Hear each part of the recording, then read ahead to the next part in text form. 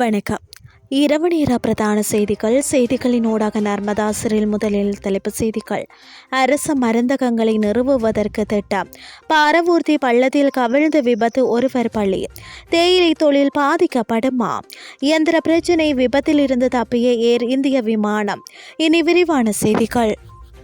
நாட்டில் உள்ள 130 2ஆம் மற்றும் 3ஆம் நிலை மருத்துவமனைகளையும் முன்னணி தயார் மருத்துவமனைகளையும் தொடர்பு படுத்தும் வகையில் அரச மருந்தகங்களை நிறுவுவதற்கான ஒரு திட்டம் எதிர்காலத்தில் செயற்படுத்தப்படும் என சுகாதார மற்றும் வெகுஜன ஊடக அமைச்சர் நலிந்த ஜேதிச தெரிவித்துள்ளார். நாரகன்பட்டியில் உள்ள அரச மருந்தாக்கல் கூட்டுத்தாபனத்தில் நேற்று இடம்பெற்ற நிகழ்வொன்றில் உரையாற்றும் போதே அவர் இதனை குறிப்பிட்டுள்ளார். பொதுமக்களுக்கு நியாயமான விலையில் தரமான மருந்துகளை வழங்குவதே இதன் நோக்கமாகும் எனவும் அவர் குறிப்பிட்டுள்ளார். கடந்த ஆண்டு முழுவதும் மருந்துகளை பெற்றுக்கொள்வதற்காக 68 விலை மனுக்களை மட்டுமே வெளியிட்டுள்ள அரச மருந்தக கூட்டுத்தாபனம் இந்த ஆண்டின் முதல் 5 மாதங்களில் 268 விலை மனுக்களை கோரியுள்ளதாக அமைச்சர் சுட்டிக்காட்டியுள்ளார்.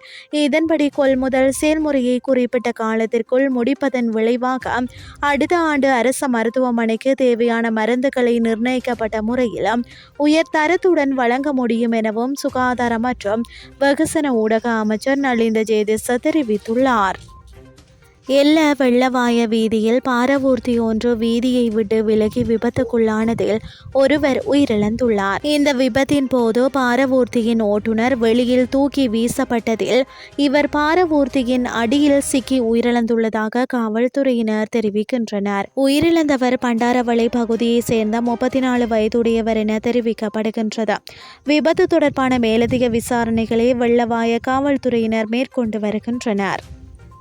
முன்வழியப்பட்ட ஸ்வட் வரிமுறை எதிர்காலத்தில் தேயிலை தொழிலில் பல தாக்கங்களை ஏற்படுத்தும் என தேயிலை உற்பத்தியாளர்கள் தெரிவிக்கின்றனர். இலங்கை தேயிலை தொழிற்சாலை உரிமையாளர்கள் சங்கம், அகில இலங்கை சிறு தேயிலை தோட்ட மேம்பாட்டு சங்கம் மற்றும் தோட்ட உரிமையாளர்கள் சங்கம் ஆகியவை ஒன்றிணைந்த அறிக்கை ஒன்றை வெளியிட்டுள்ளது. இந்த அறிக்கையில் 1 கிலோகிராம் பச்சை தேயிலை 35 ரூபாவாகவும் பதப்படுத்தப்பட்ட தேயிலை 60 ரூபாவாகவும் குறைக்கப்படும் என குறிப்பிடப்பட்டுள்ளது.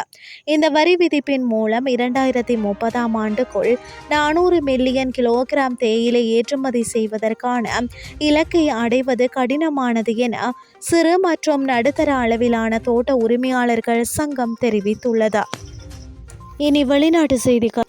மும்பையில் இருந்து சென்னை நோக்கி புறப்பட்ட ஏர் இந்திய விமானத்தில் இயந்திர பிரச்சினை ஏற்பட்டுள்ளது. இதன் காரணமாக குறித்த விமானம் நடுவானில் இருந்து மீண்டும் அவசரமாக மும்பையில் தரையிறக்கப்பட்டுள்ளது.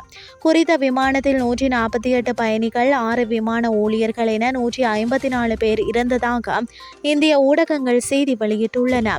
அந்த விமானம் நடுவானில் சென்னையை நோக்கி சென்று கொண்டிருந்த போது திடீரென இயந்திர கோளாறு ஏற்பட்டுள்ளது.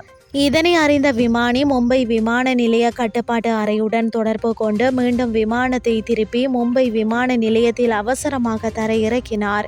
இதனை அடுத்த பயணிகள் அனைவரும் விமானத்தில் இருந்து கீழே இறக்கப்பட்ட ஓய்வறைகளில் தங்க வைக்கப்பட்டனர். அத்துடன் ஏர் இந்திய விமான நிறுவனம் மாற்று விமானத்தை பயணிகள் அனைவருக்கும் ஏற்பாடு செய்தது.